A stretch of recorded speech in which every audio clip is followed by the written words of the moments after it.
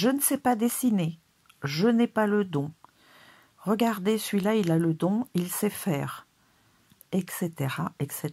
Ce sont des affirmations que j'entends à longueur de journée à l'atelier.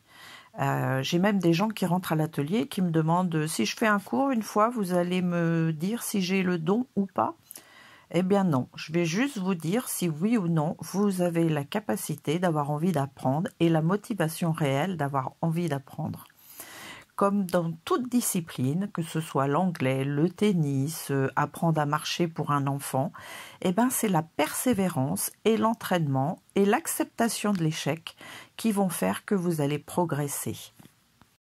L'art, comme toute discipline, ce n'est pas une question de don, ce n'est pas de la magie, c'est juste l'acceptation de travailler, de recommencer, de chuter, de gommer, de revenir en arrière, d'avancer, de persévérer, de régresser.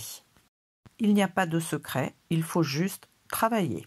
Alors ce que je vous conseille, c'est pourquoi pas travailler 5, 6, 7 minutes par jour pour vous entraîner.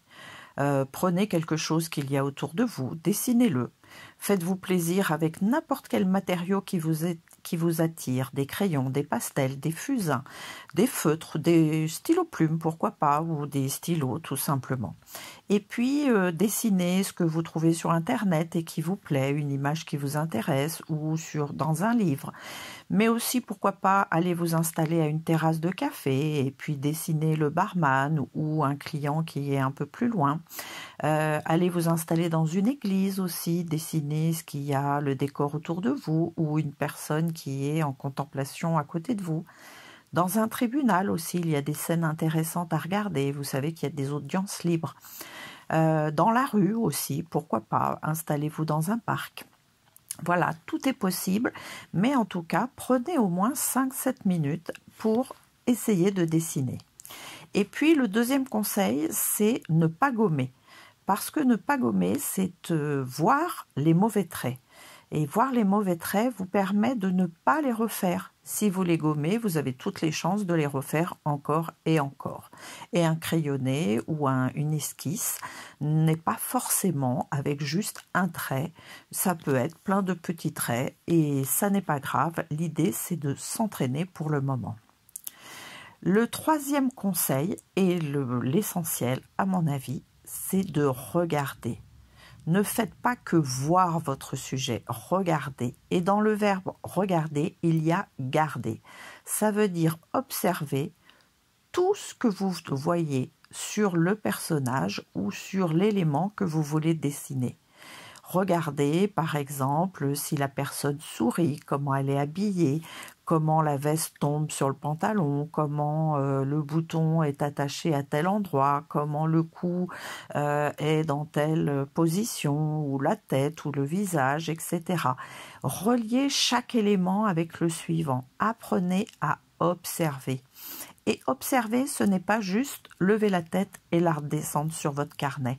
C'est vraiment prendre le temps d'enregistrer tout ce qu'il y a enregistré à chaque fois que vous avez besoin de lever la tête et de comprendre comment se passe l'élément que vous voulez dessiner ou la personne que vous voulez dessiner. Si vous vous entraînez chaque jour, vous ferez très vite des progrès. N'hésitez pas aussi à regarder des tutos. En tout cas, sachez qu'on est tous capables de dessiner et que quand vous étiez plus jeune, vous ne vous posiez même pas la question. Jusqu'à 8 ans, les enfants sont très spontanés. Ils bougent, ils dessinent, ils colorient. Ils se fichent complètement de ce que vous allez penser de leur dessin. Puis après, il y a le regard de l'autre qui commence à interférer et qui nous empêche d'être spontanés. Et d'oublier le regard de l'autre, c'est de commencer à pouvoir créer. Alors faites-vous plaisir, n'hésitez pas, acceptez de chuter, acceptez de régresser et vous verrez, vous ferez très vite plein de progrès. À très bientôt pour une autre vidéo si celle-ci vous a intéressé. Pour encourager, n'hésitez pas à liker sur YouTube ou à aimer sur Instagram. N'hésitez pas à aller regarder le site ou à nous dire ce que vous désirez comme vidéo par rapport à la créativité. À très bientôt pour une prochaine vidéo.